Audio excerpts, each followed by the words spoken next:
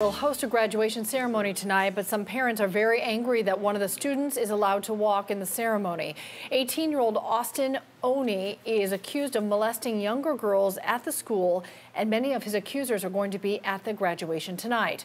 Their mothers are outraged he can be there, but others are coming to the suspect's defense, saying innocent until proven guilty. John Sherrick has more.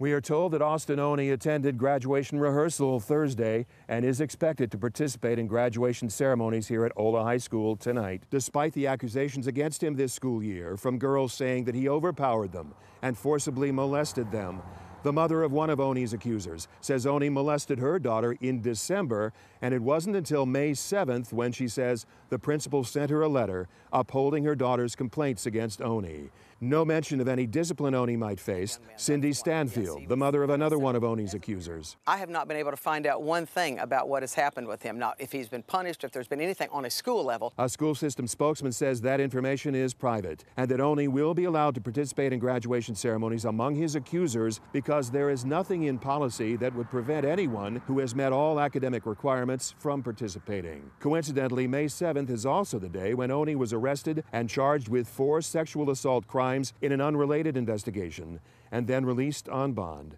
Oni's family is declining comment about any of this and about where he goes from here, but he will face prosecution on those criminal charges. In Henry County, John Sherrick, 11 Alive News.